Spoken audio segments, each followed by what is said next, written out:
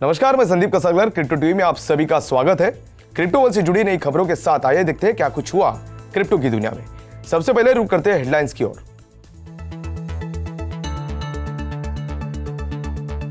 IMF ने crypto regulating और CBDC को इंडियन के लिए बताया top structural issues. Crypto currencies ने किया मिला जुला ट्रेड, बिटकॉइन ने किया $41,000 से ऊपर ट्रेड। क्रिप्टो माइनिंग से सैंक्शन हुए देशों को मिल सकती है मदद, आईएमएफ ने दी चेतावनी। बीटा टेस्टिंग के लिए कॉइनबेस ने एनएफटी मार्केटप्लेस को किया लॉन्च। मेटावर्स में इन्वेस्टमेंट के लिए माइंडट्री ने बढ़ाए कदम।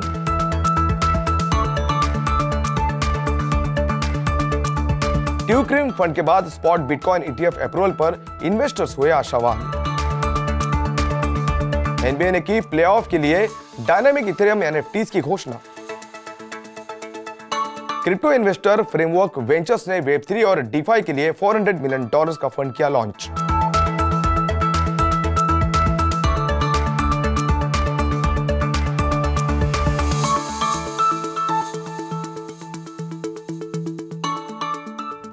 इंटरनेशनल मॉनेटरी फंड ने कहा कि भारत मीडियम टर्म में कई प्रमुख स्ट्रक्चरल चैलेंजेस का सामना करता है, जिसमें बैंकिंग सेक्टर में बाकी रेगुलेटरी कंसर्न्स को दूर करने और ग्लोबल इकोनॉमी के साथ इंटीग्रेट करने की कोशिश करते हुए डिजिटल करेंसी के साथ क्रिप्टो एसेट्स के लिए नियम बनाना शामिल है।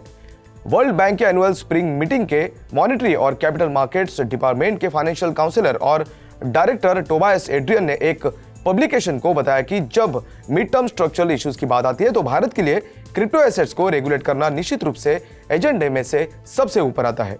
आगे आईएमएफ ऑफिशियल ने कहा कि फाइनेंशियल स्टेबिलिटी बोर्ड के भीतर मल्टीलैटरल एजेंसी के साथ क्रिप्टो एसेट रेगुलेशंस के लिए ग्लोबल स्टैंडर्ड्स के साथ आने की कोशिश हो रही है, जबकि क्रिप्टो एसेट्स पर टैक्स लगाने के लिए इंडिया के कदम का स्वागत करते हुए एड्रियन ने कहा कि इंडिया के लिए भी एसेट पर ग्लोबल स्टैंडर्ड्स को अपनाना महत्वपूर्ण था।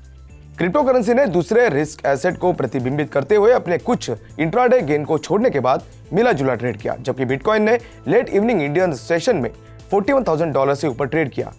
वहीं इंटरनेशनल मॉनेटरी फंड ने मंगलवार को 2022 और 2023 दोनों के लिए अपने ग्लोबल इकोनॉमिक ग्रोथ फोरकास्ट में कटौती करते हुए कहा कि यूक्रेन पर रूस के आक्रमण से आर्थिक नुकसान का सभी देशों में असर पड़ेगा। इस तरह से पेसिमिज्म के बावजूद इकोनॉमिस्ट और इन्वेस्टर्स को भरोसा था कि यूएस इकोनॉमी के मंदी की चपेट में आने की संभावना नहीं है। भले ही फेडरल रिजर्व ने हाइक्स इंटरेस्ट रेट्स को शांत करने के लिए ब्याज दरों में आक्रामक रूप से बढ़ोतरी की हो।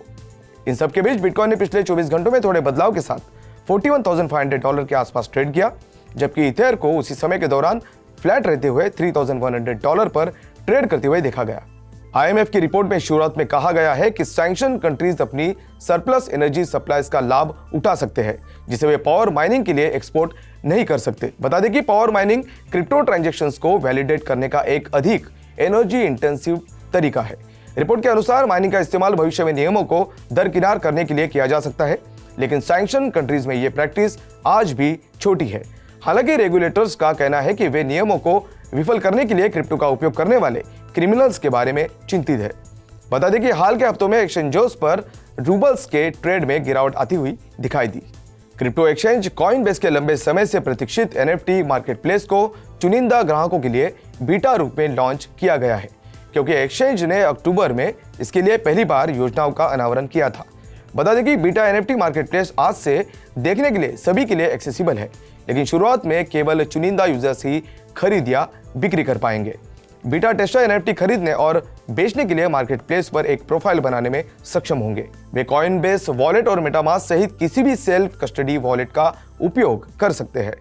कॉइनबेस लिमिटेड समय के लिए ट्रांजैक्शन फीस नहीं लेगा। एक्सचेंज ने कहा कि यह इवेंचुअली इंडस्ट्री के नॉर्म्स के अनुरूप शुल्क जोड़ देगा। अभी के लिए कॉइनबेस एनएफटी केवल इथेरियम आधारित एनएफटी और इथर में पेमेंट्स का समर्थन कर रहा है।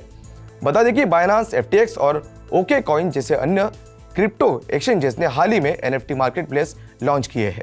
Engineering major Larsen and Toubro own multinational IT company Mindtree limited ने मेटावर्स स्पेस में अपनी इन्वेस्टमेंट बढ़ाने की घोषणा की है। सेगमेंट में कंपनी के एम्बिशंस के बारे में बात करते हुए ग्लोबल मार्केट्स के एग्जीक्यूटिव डायरेक्टर और प्रेसिडेंट वेनु लांबू ने कहा कि इमर्जिंग टेक्नोलॉजीज के बीच मेटावर्स निश्चित रूप से फोकस एरिया में से एक है और हमने चीफ टेक्नोलॉजी ऑफिसर के तहत एक टास्क फोर्स का गठन किया है। कंपनी कंसल्टिंग के लिए आवश्यक क्षमताओं को लाने का इरादा रखती है और साथ ही मेटावर्स पर दूसरे इंडस्ट्री ग्रुप्स के लिए अधिक उपयोग के मामले बनाने के लिए अपनी सर्विस कैपेबिलिटीज का लाभ उठाती है। इंडियन आईटी मेजर्स टीसीएस और इन्फोसिस के बाद माइंडट्री मेटावर्स बैंड वैगन में नवीनतम प्रवेश है, जो इस क्षेत्र में बड़ा दांव लगा रही है।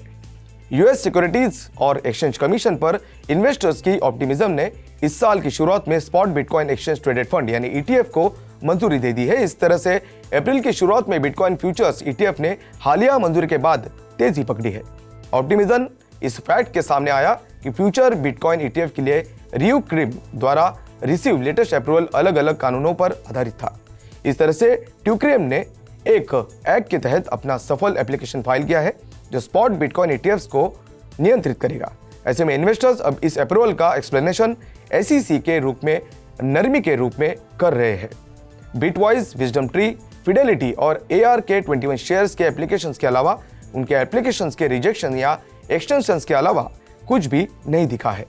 नेशनल बास्केटबॉल एसोसिएशन बुधवार को द एसोसिएशन नाम के 18,000 एसेट्स के अपने अपकमिंग इथेरियम NFT कलेक्शन का मिंटिंग शुरू करेगा। NFTs यूनिक ब्लॉकचेन टोकन्स है जो किसी एसेट पर किसी के स्वामित्व का संकेत देते हैं, जैसे कि डिजिटल आर्ट का एक पीस। हर एक एसोसिएशन NFT एक साल के प्लेऑफ्स में एक रियल NBA प्लेयर को रिप्रेजेंट करता है। इस तरह से इसमें हिस्सा लेने वाली 16 अलग अलग NBA टीम्स में से हर एक खिलाड़ी के 75 NFTs होने वाले हैं। खास तौर से एसोसिएशन के NFTs के लिए NBA फैंस को ज्यादा खर्च नहीं करना पड़ेगा। इसकी वेबसाइट बताती है कि NFT मिंट के लिए फ्री होगा, लेकिन इंटरेस्टेड कलेक्टर्स को इथेरियम पर गैस की कॉस्ट का भुगतान करना होगा। जबकि NFT मार्केट पूरी तरह से धीमा हो रहा है, ऐसे में स्पोर्ट्स NFTs में रुचि बनी हुई है। पिछले हफ्ते Gary Vaynerchuk back NFT basketball game सूप्स ने पॉलीगॉन पर अपने फैंटेसी स्पोर्ट्स टाइटल को बनाने में मदद करने के लिए $3.5 मिलियन के फंडिंग राउंड की घोषणा की थी।